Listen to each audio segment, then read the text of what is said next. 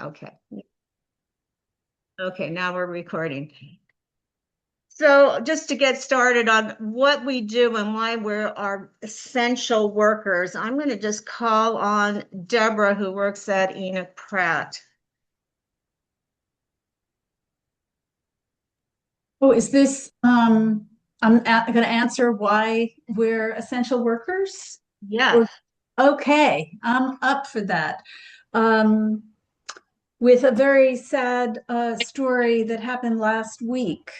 Um, we have regulars, we call them, people who come in every day, um, are usually, but not always, unhoused, and work with them on the computers, showing them how to use the computers, helping apply for jobs because so many jobs are online, even something for McDonald's. Um, and so we help with finding all sorts of resources um, and get to know them. They are people we have relationships with. One of the things I love about being a librarian is that they come in, people are ashamed because they're having to ask for help, and we can um, help them and connect with them, and they can leave satisfied or have a need met, and then they go away. So there's this wonderful sense of a interaction being complete. And I'm sort of kidding. I'm sorry. I shouldn't joke. But it is really great to have a sense of being welcoming, but boundaried, really unconditionally welcoming, but boundaried with people. And so yesterday, Tuesday, well, actually Monday night, a woman was not feeling well. She's a regular who brings her adult son in, and she wasn't feeling well. So one of the staff members, whose title is digital navigator, so this is just one of what they call the social impact programs people. And this is someone who's a really caring uh, digital literacy instructor, also a techie who helps. He's serving for the digital needs of people. And unfortunately, the program's going to end. Anyway, so he was working with the woman, I'll just say B, and she wasn't feeling well. Now, they are unhoused. They live in a bus shelter a couple blocks away from the Central Library in Baltimore. And he was trying to get them a cab to go to the ER. And I'm not quite sure what happened, except that they got released. The woman was released. So the next day, she was in just about 5 minutes when she collapsed. And we also have a social worker in the library program. And we have, maybe I shouldn't have told the story because it's kind of upsetting. Um, so they called the ambulance, and our union has as members the security officers. So I talk about that because later, as a member of the organizing committee, and some other people were trying to talk to all the people who were involved to help process it, because the administration they're a mixture of incompetent and nasty, cruel, thoughtless, disorganized, and frankly, power hungry. But um, So she died. Oh my gosh. And I'm sorry, I really should have stuck with a better story. But in terms of showing that we are first responders, um, Jason wasn't there, but other people, oh, I'm just reading. Thank you. Um, Other people started stepping up. And the thing is that the adult son is, they've been, I actually thought they were a different kind of couple because I didn't understand ages. And, but it turns out she was his mother and really handled all of the social interactions and logistics of their lives. And so he is alone. And that night, we closed early. It was such a friggin' shit show by the administration. And he ended up going back to his usual place on the street. And but anyway, they closed the library the next day, and they didn't talk about it as I think they should have, which was in honor of her or to acknowledge that someone had suffered a loss. It was I don't know. I'm very angry at them. Anyway, That is very traumatizing. And I'm yeah, just going to stop you there yeah, because this is right. Enoch Pratt, of course, is in Baltimore and it's considered very urban. And these are the kinds of really big challenges that urban libraries deal with. And it is a lot of people who are unhoused. So this story probably happens all over the country in urban libraries. Um, Places like probably Anne Arundel or Charles, it's going to be less so. And it's Oh, getting that way in Montgomery she's a County. bitch. What? How can you say that? Yeah. Can you mute whoever that is or boot them? I don't know. And so, yeah, this kind of stuff is just really commonplace that the only place for people to go is the library. And I'm going to go to Laura and talk about day to day at a place like Anne Arundel. Sure. We do have a couple of branches where interactions like Miss Deborah's happens. Certainly not with the frequency, um, and those are very difficult for the staff. Staff who work in libraries choose that place of employment, choose that line of work because of an effort, a desire to serve our community.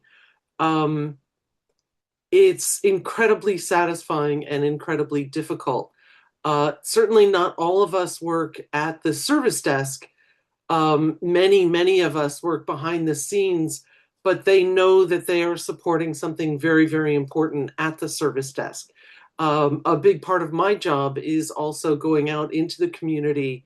We are trying hard in our county, as I'm sure all of the other public libraries are, to increase the percentage of small children being ready for kindergarten.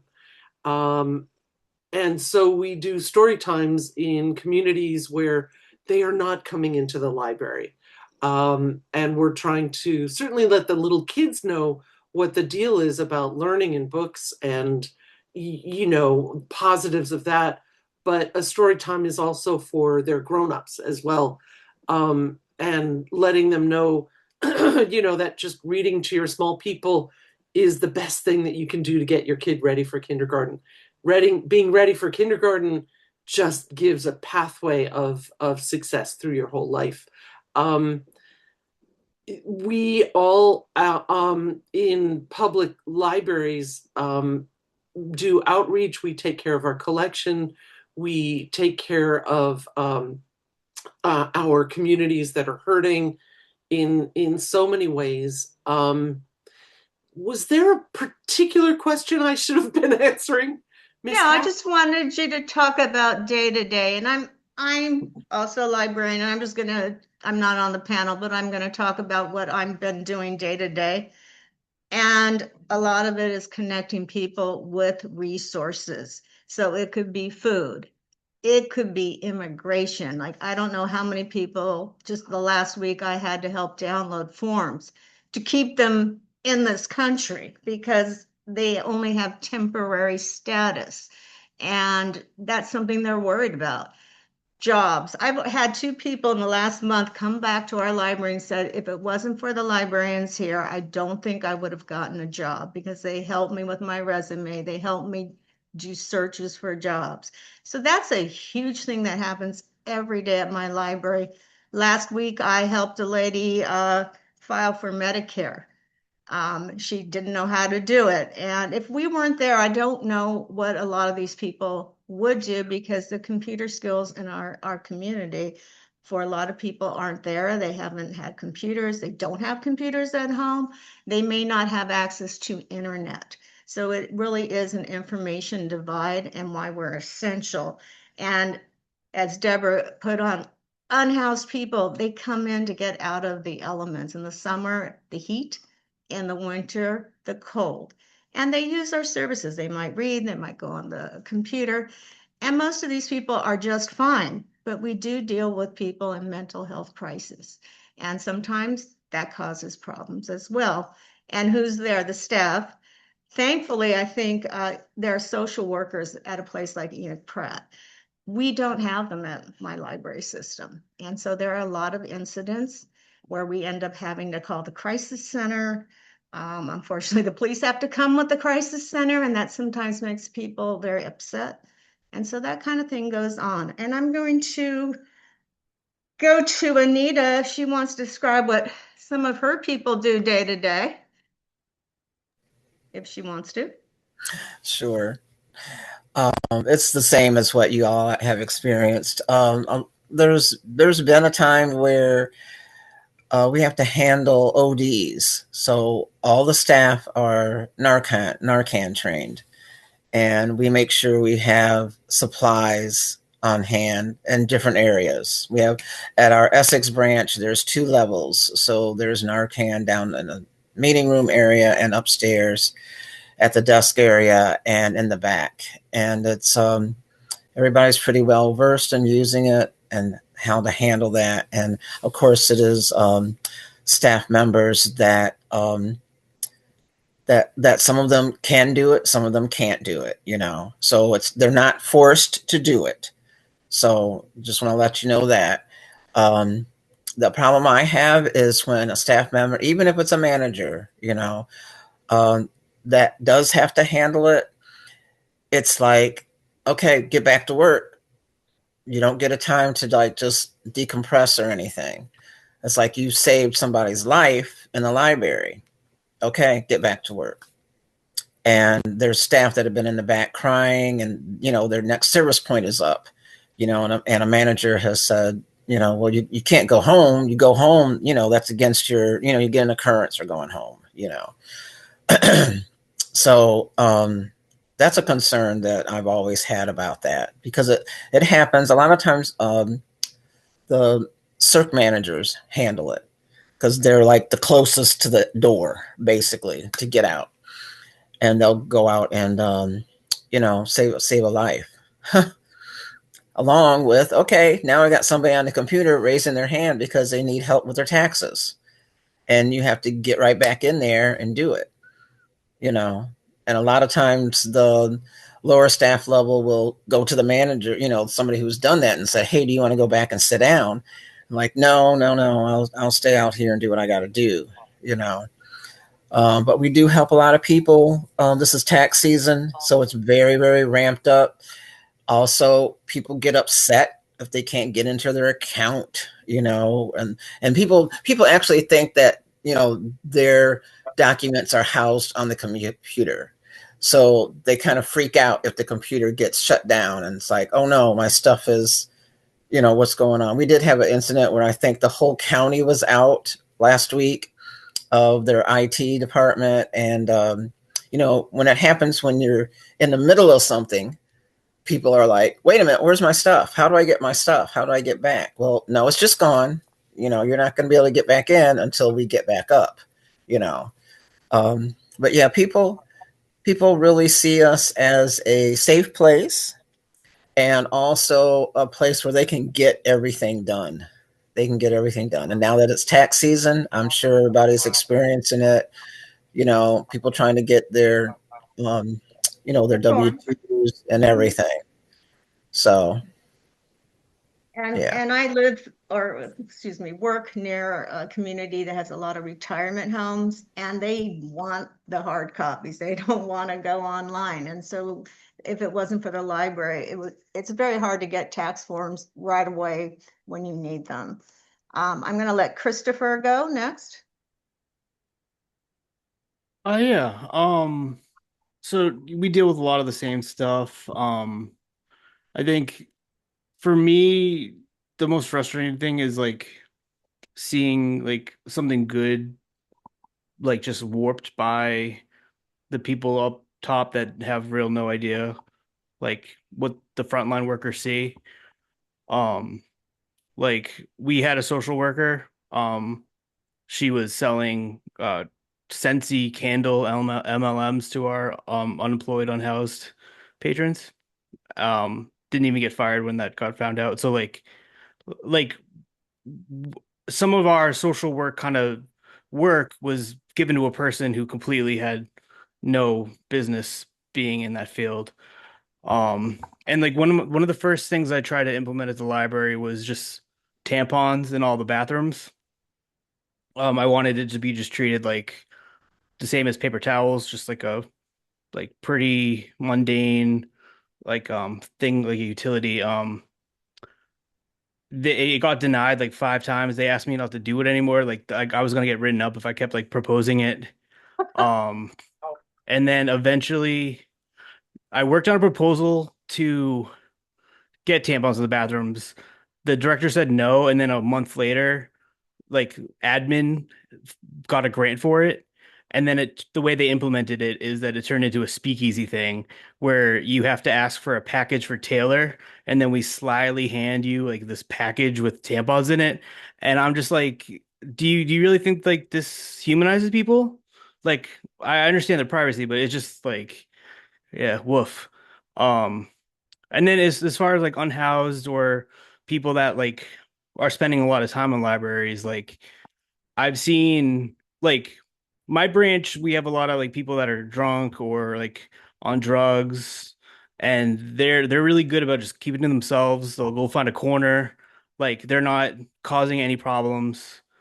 And then every so often, like a manager will just have an issue with somebody, and then they take it to admin who has no perspective on anything, and then they take it to the director, they take it to the sheriff, they take it to the like, and then it just spirals into this like really nasty thing where it's like if you actually had any of the people that like interface with these people, like the solution would just be like much more humane and like peaceful, and just kind of seeing like that process like constantly usurped is just like just so frustrating.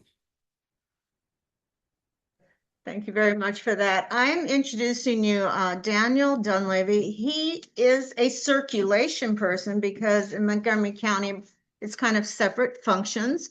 And so I'm glad he's here to talk about some of the work that the circulation people tend to get.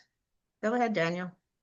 This would be along the lines of the same questions everyone else talked about in terms of a social. Yeah, so I would experience the same. I mean, I work at a pretty quiet library, so I sort of just take in reports and try to observe things that happen from other people's experiences. But especially, like say, at Silver Spring Library, people have lots of stories about potentially even violent interactions they can have. The sort of the worst cases.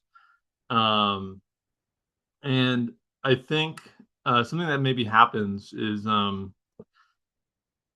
there's some resistance to providing I think like full services that we could ideally offer, is because there's like a responsibility creep, and if you acknowledge too much about, if you make too many accommodations and engineer too many of your services, then the government will just sort of expect you to provide those perpetually without increased funding or recognition. And so there is actually, I feel like, a lot of resentment sometimes about what the extent that you need to go through in terms of dealing with, say, mentally unwell people unhoused. Recently, though, we did have someone who he actually injured his legs because he was sleeping in his car, and I think that's my impression is he got it sleeping in the sitting position, and so he had to walk with a cane and these big bandages on his legs. And we, anyone want to come up to you and tell you this story. They want to be heard because they felt so alone. And he had a very tragic story about his wife suddenly died, and he basically got scammed out of all of his life savings. And then I felt that he was getting a bit more and more depressed, I thought, and it seemed like he wasn't taking advantage of various resources. But it wasn't really as a circulation worker, we don't necessarily receive a lot of training that is directed towards specifically helping people. So I did make a request to a regional manager to have more a display in terms of these resources, because eventually I asked one of the info people to talk to him about these things, because it didn't seem like he knew about them, and he was under the impression that he wasn't eligible for those services, and he didn't otherwise know about a good host of them, and people felt shame to ask about accessing them, so it would be better to just have them on display. So that's the sort of thing we encountered as well. We just don't always have there's just not a lot of institutional focus on catering to that population, I guess. And I work for the same system, so thank you for that. And sometimes circulation people know things that maybe the information person doesn't know, even though they should know it. And there is a system where I think oftentimes people don't talk to each other, unfortunately. But Daniel does work at one of my favorite branches because I used to work there. And it's a heavily Spanish speaking branch. So I used to love working there because I used my Spanish daily, but it's not as much at White Oak. But yeah, these are the kind of issues, and you can kind of see it's not just books. It's not even just literacy and story times. I work with teens. I'm a teen services librarian and help them get student service learning hours. And so we're doing all ages from 0 to 99. That's who we serve. And whether or not the person is housed, whether the person is wealthy, poor, struggling, we're helping everyone. And that's why I say we're fairly essential. But now let's get into unionizing. And I think all of us have a union right now. I think Christopher, they're just starting out. And so I'm going to go to Christopher. What have been the struggles in getting your union started out there in Charles County? I thought having a union would just make like the library's culture like instantly better. Like a health power up in a video game. But I mean, our leadership, like, they're villainous. They spent $250,000 to delay our contract, to just make every aspect of negotiations and working there just like as miserable as possible. I kind of wish like this was like the 1900s, and like union busting was just like someone would hit me with a pipe, because that would be preferable to just like how annoying and like pernicious like anti-union library like strategies are. So it just, we've had to like build a complete like defensive network to counter just the amount of money that they've just poured into this. And just trying to untangle that has just been a nightmare. And Christopher is actually with the same union as I am, which is McGill. And We're pretty firmly established out in Montgomery County because we are government workers, we are public sector workers. Still, we struggle with things. Every day it feels like us shop stewards are putting out a fire somewhere because administration does tend to be very punitive, at least this go around. I've lived through many directors, I'm 25 years in. They tend not to want to have a conversation with someone over minor things. They go straight, oftentimes, to writing you up. And it's sort of this realm of, trying to put fear into all of us, like, doesn't matter how long you've been here, we can get rid of you attitude that I'm seeing with this administration. And I've never seen it this bad before. And so that's what, like, I'm seeing. And also the other thing I see from administration is being tone deaf, not talking to the workers. When they make these major changes, they often announce them before talking to the union about work changes. So they're literally trying to bypass the union. And they also like to spread rumors that, oh, we're doing this because the union said we had to do it this way, when they have had 0 meetings with the union. And that's what I'm seeing. People making decisions about frontline workers and how they're going to do things. And then they pick what I would say the stupidest way to go about it. We just started this whole Sunday service and only having 8 branches. And I think Daniel, if he wants to weigh in, the dumbest way to do it that I've ever seen in my life and made no common sense was used. And so this is what we struggle with. I want to go to Anita because we've had a very recent horrible incidents at Baltimore County Public Libraries with the laying off of 14 librarians, part-time librarians, right before Thanksgiving via Zoom. And then they were basically escorted out of their building as if they were garbage, some of them having worked there 40 odd years. So I'm going to let Anita take. Yes, that happened. That happened a couple of weeks before Thanksgiving. 14 librarians were called to attend a Zoom meeting with the past CEO. And the chief steward was alerted to it by phone about an hour and 5 minutes earlier and told, don't tell anybody. Now, we did find out that even branch managers were told a week before, and they were told not to say anything or they would be terminated if they did. And that came from between the past CEO and the past HR director. So that happened on a Wednesday, and then Friday we got them reinstated with the help of our county council people and the pressure from the community.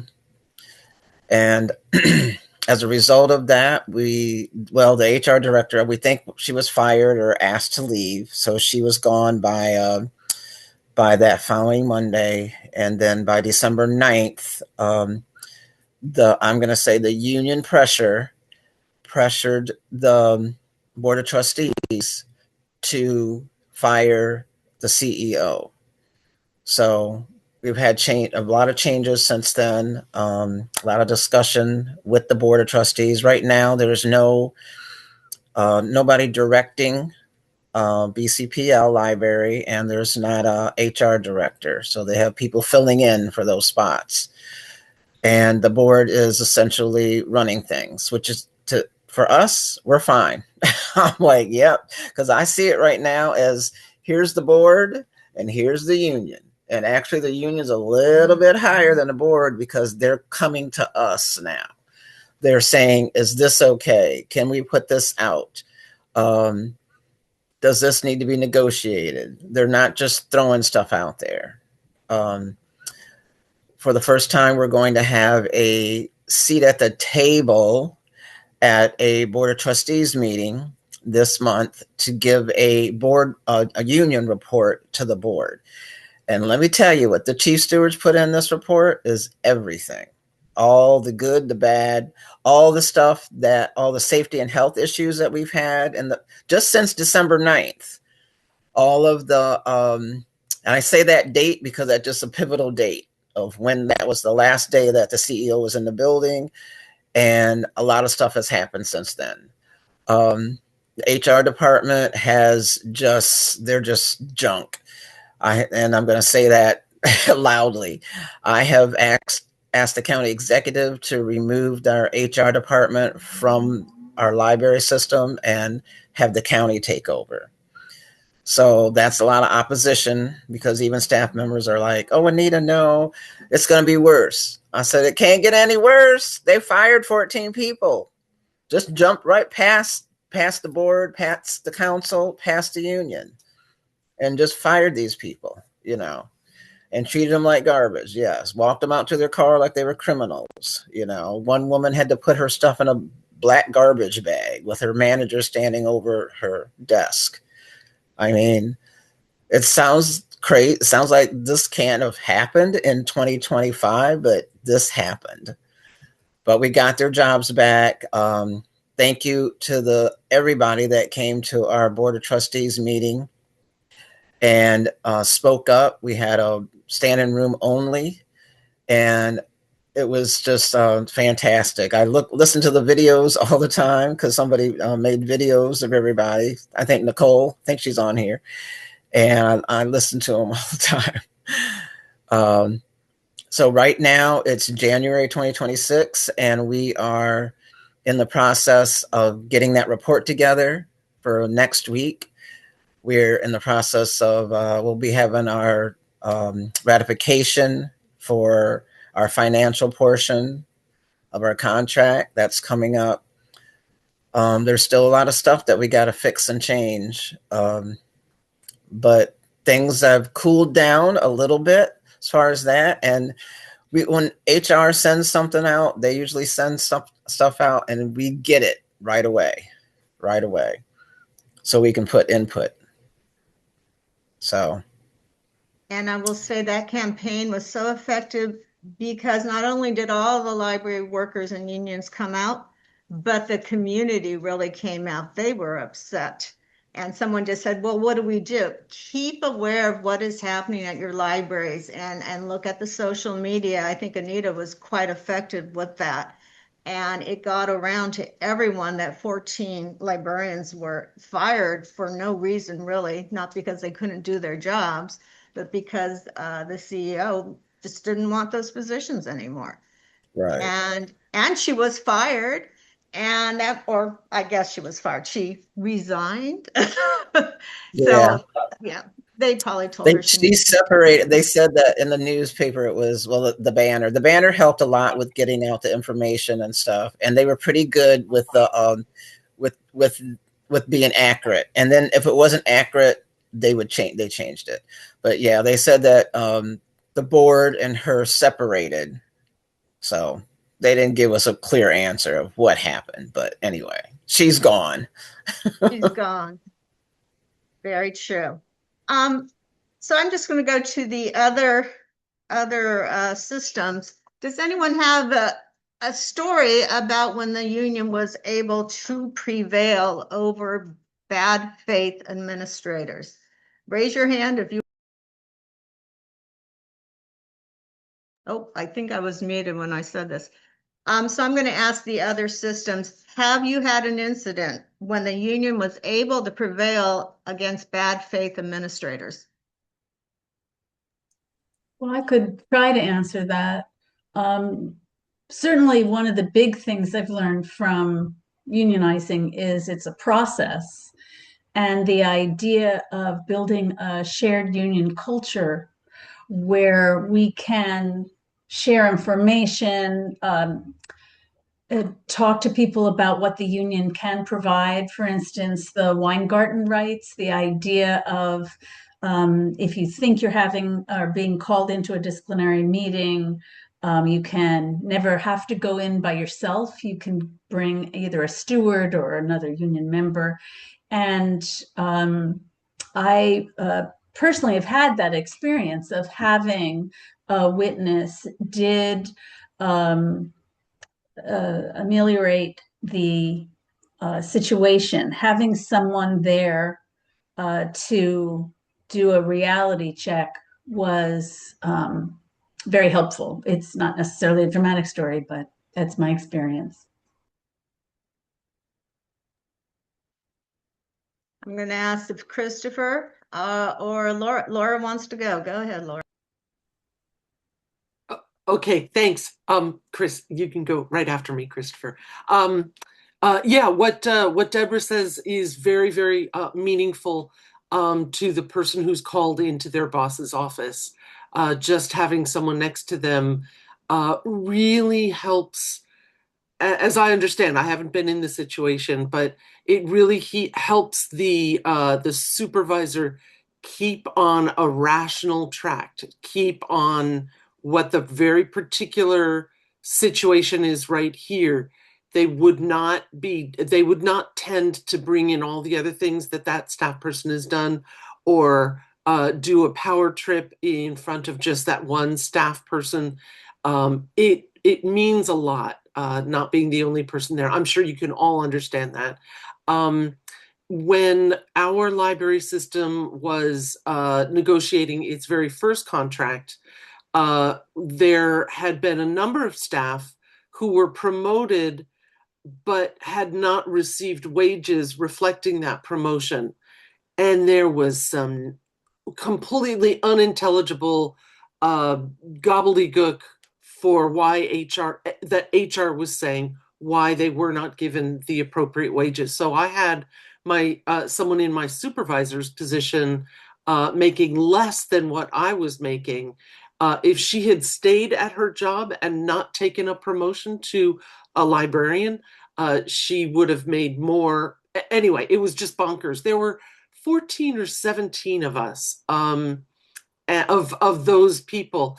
And at the first negotiation of our very first contract, those positions were paid appropriately. Their wages were adjusted appropriately. So there are some very happy union people who were absolutely thrilled that we had a union. You can imagine what a difference that change in wages made to their families. I had a supervisor, the quintessential librarian. He was just fantastic. If he had been under this discipline that was really just the branch manager's feelings getting hurt in a staff meeting. If there had been a union in place, we would have had a codified progressive discipline policy, and he would not have felt the need to quit and go to our our community college library. Instead, he would have been able to withstand that progressive discipline. Having a discipline policy codified in a contract means the world.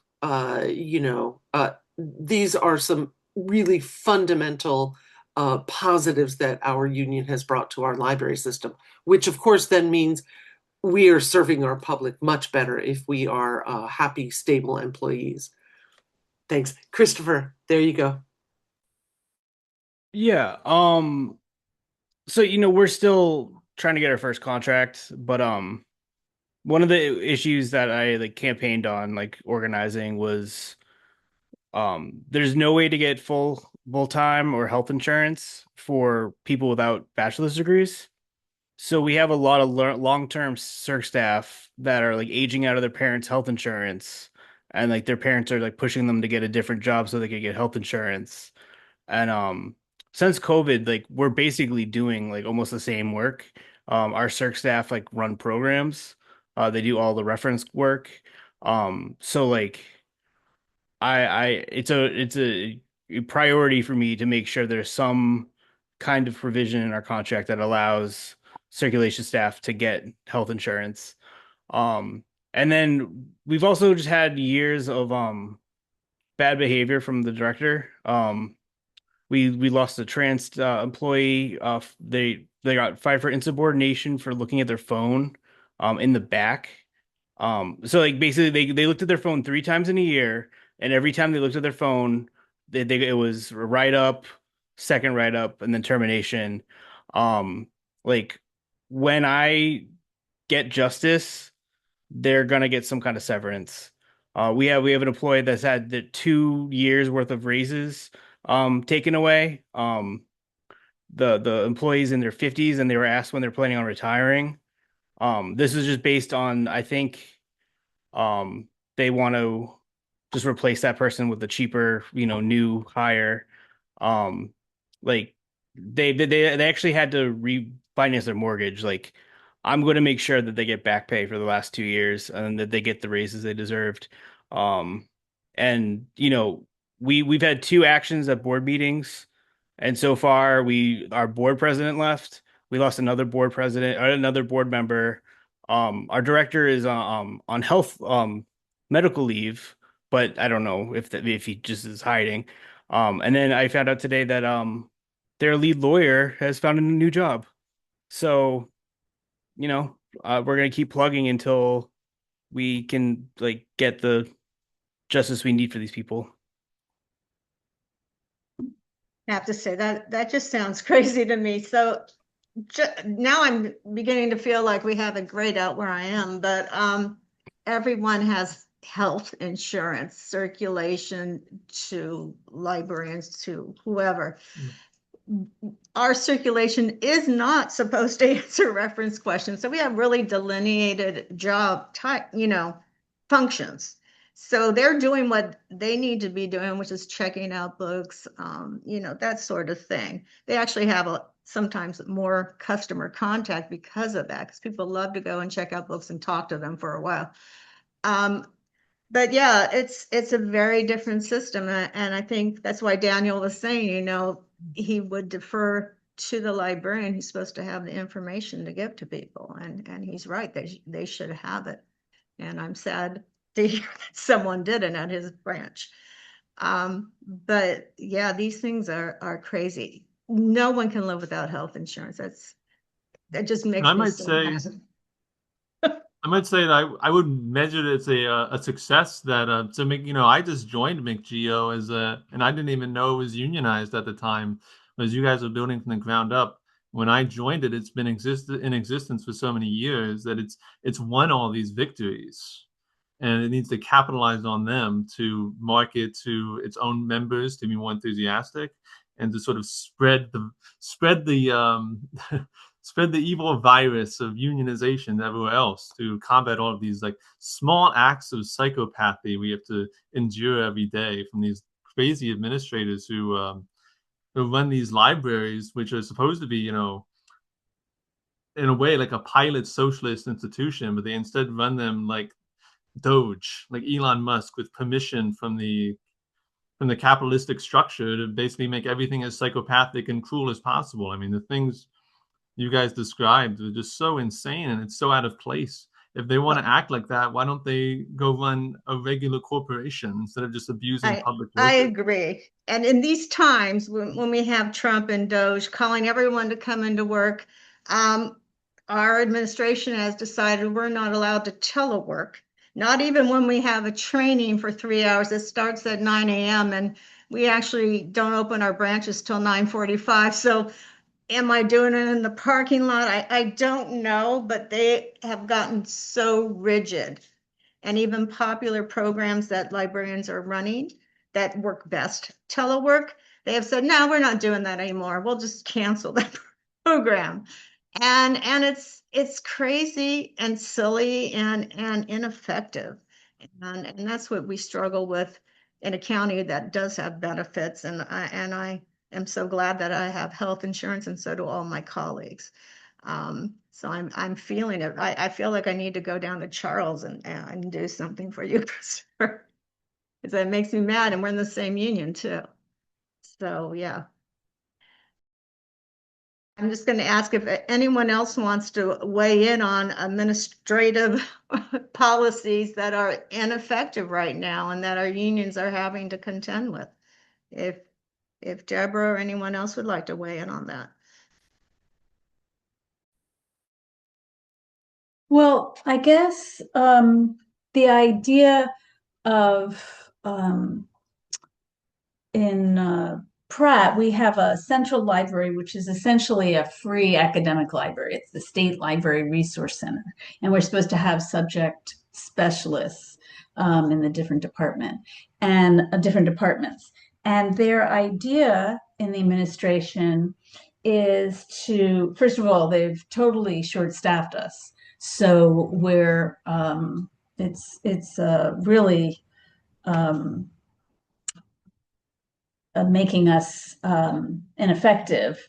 And so fewer people are using us. So it's this circle of we're not as necessary, we're not getting the stats, and so we're not proving ourselves useful. So one of the things that I think somebody just said, which is running the library as a business so that we're calling, I actually have a lot of resistance to it, calling people customers. I call them patrons, but that is something a lot of people have been taught to do in their library systems. But the idea of pushing back as a union, having the collective power, and one of the reasons why I find Anita such an incredible example is just the relentless and growing expertise of what a union can do to push back, and the rather creative use of the response, but also built around improving the contract. The whole idea is you can get another contract that's better. You have to continue to fight that over and over again. And I'll stop there. I agree. They went to this point, and I'm not sure it's this administration, but it was one before that insisted we not call them patrons anymore and call them customers, regardless of whether they're an actual customer, because we often call customers some of the people who are assaulting people in our library, and I'm like, that's not a customer. It's certainly not a patron. But there you have it. Christopher, go ahead.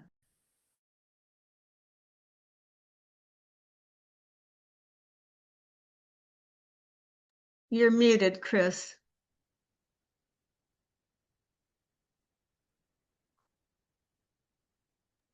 Am I good now? Yes. Yeah. So there was a book in 1989 called The Alienated Librarian by Marcia Naratal or Carl Naratal. I don't know what their preferred name was. I couldn't find much info on it. But 1989, and it talks about like everything that we're going through now. It was already happening then. Like admin telling us to get into yoga and like mindfulness instead of actually like addressing our burnout. The move towards like capitalistic like management practices. And reading it just was really like wild to see like that this struggle has been going on for like such a long time. And like I thought like COVID really made things crazy, but it's just been like that. So like it just really pressed upon me like how much needs to change. And while we have one person who said they were laid off, you need to go to your public library, because we have tons of resources right now for people who have been laid off. And trust me, we can probably connect you with something. So I hope you do that. Whichever city you live in, there's got to be a public library, and get to those librarians to help you out. Because every day I have people almost in tears that have gotten laid off from the federal government, especially, who worked there 40 odd years, and they don't know what to do now. So, yeah. I am going to let questions from the audience at this point. Yeah, actually, I have a question first. So as Kat has said, McGeo is a union that covers pretty much all of the county government workers, except for police and teachers, right? Police and the fire department, and the teachers have their separate one too. Right. Yeah. But in the counties where your union is just a library union, do you work together with any of the other public sector unions? And you know, I've seen in McGeo, like when there's an issue with, you know, the contract or something, they're able to put, you know, dozens of people in seats or carrying picket signs, you know. They are very quickly able to mobilize us, and we often try to negotiate even with the other unions and work as a united front going to the council. I have actually testified that the schools should be fully funded. They've asked me to do that as a librarian, to go down there, even though I'm not in the schools. So we do try to watch each other's back, even sometimes the police. They deserve to get paid a decent wage as well.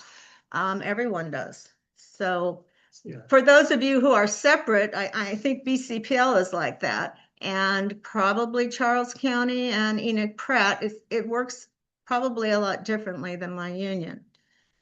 So if you'd like to share how yours works and whether you have more leverage with getting other unions to support you or not. Is it okay if I go ahead? Thanks. This is Laura at Anne Arundel. I remember recently being gobsmacked when Anita Bass, Baltimore County Public Library, mentioned our other AFSCME unions in Anne Arundel County, that we, the librarians, should be reaching out to and coordinating. I don't even know what she was saying, all the words that were coming out of her mouth of, you should work with them, you should negotiate with them. I don't know what she's talking about. I'm so new to unionizing, but I'm really interested in that. If we can help them and they can help us, and I don't know how that would work, but I'm all ears, Anita. I'll let you talk on that.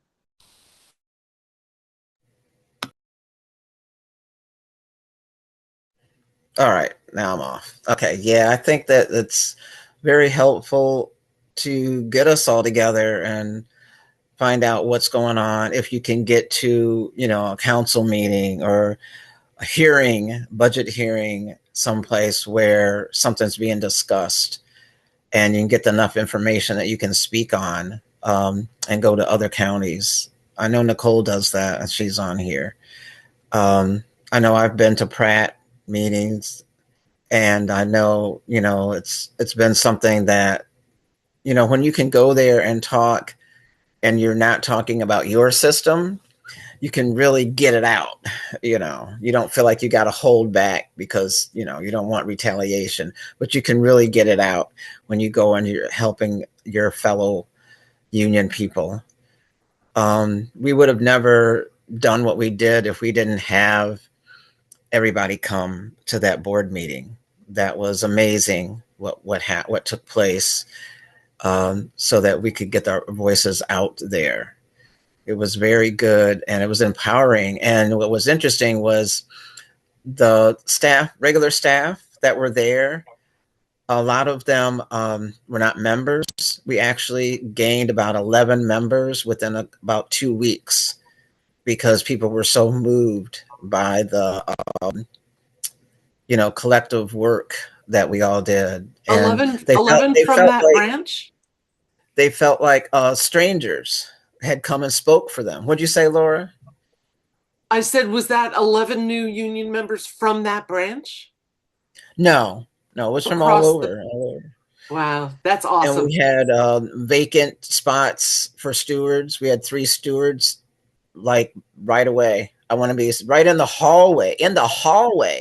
Okay, I'm ready to be a steward. I was like, oh my gosh, yes, it was exciting. I initiated them that last meeting, and that was fantastic. And they've been coming to meetings. They've been engaged on the emails and everything. So I know it's a sad thing that happened to the staff members, but I think they saw the value of the union and the union contract. So Absolutely. yeah, getting your people out there, getting your name out there and saying, hey, you need some help with something, or especially when I was like, I need help. So I was like, I need help. And we were out there, and I will say, AFSCME union from Howard County were all out there. And I wish they would have come to this, but they chose not to participate. Just letting you know that's why Howard County isn't here. I'm not sure how to say your name, but the lady, Miss Spence, who has her hand up, go ahead, unmute yourself. Well, I'm not sure why I was invited tonight, but I saw the email and responded. I mean, I worked in a library when I was a high school student and also law school. I mean, when I was at American University in law school, that's the reason why I didn't go to law school, working in a law library. I saw the work in it. And I've experienced, some of the things you guys experienced when I was a high school student working in the library with the public. I guess my question is, unions are as good as the people who are in them, and I've learned, I'm retired U.S. diplomat, master's in national security, and I learned what the power of the people is and what the people need to do. It's not our rights, it's our responsibilities. And you actually can, the elected officials, they work for you. You don't work for them. And I think many Americans forget that. I mean, I had to live all around the world in different cultures to finally figure this stuff out. But I figured it out. They work for you. Now, we citizens are very lazy people. And right now, the house is burning. So when your house is burning, you can't just take care of your room. You got to take care of the whole house. So unions, yeah, I understand there are individual unions, but you guys should be socializing, communicating, and have some understanding that when it comes to certain things, you're not many unions, you're one union, you're American Union. And a person that's competent and capable in any union, they know that. One of the challenges we have in this country is ego and arrogance and staying within our lanes. Well, sometimes you got to get out of your lane. And I think, there's things like healthcare, wages, benefits. That should be the whole American Union, not bits and pieces. So that's my 2 cents. And one day we will run for president. And when I say we, I mean that because if we run, that means every citizen is going to have a responsibility and a role to play, not just we. This takes me to something that has been worked on. And so the right to strike for public sector workers. So that means anyone who works with the public, and that's mostly, a lot of teachers, public librarians, all those people that serve you every day. And we were told that Delegate Eric Ebersol was going to write a bill for this. And now we're being told he's kind of going to drop the librarians out of that bill. I invited him today to come to this, or one of his staff members, and I don't believe they are here, nor did they reply. But we need to fight to make sure librarians are included because we're just as valuable as teachers. And the BS supposedly that they gave us, it's too complicated. I don't think it's at all too complicated. I think it's a matter of laziness. So I hope he changes his mind, and I know there's going to be some meetings. So make sure you contact your union and say, hey, what's going on with that? Because that right to strike for public sector workers, and if you've seen the petition, it's imperative because they need to know we might not be there for you. And the public loves libraries, they love teachers. So I hope anyone here who's in the public will be supporting us. And I'm going to let Anita talk a little more about that.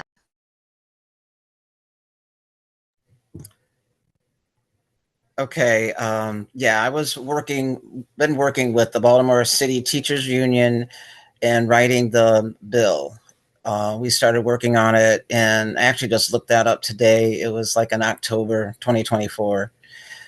And it was presented by Delegate Ebersol, Baltimore County.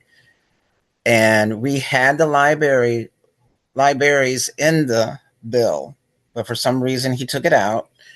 And he said it would be too hard to pass it along with the school systems and the library systems, which we don't understand that. So we have asked him or somebody from his office to meet with us. We probably may have a meeting on Thursday. It'll be a Zoom meeting.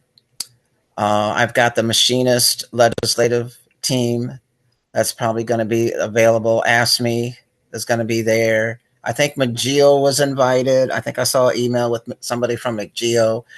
Donna Edwards, AFL-CIO, is also on our list, and of course the Baltimore City Teachers Union. So hopefully by the end of this week, we'll see what his office says.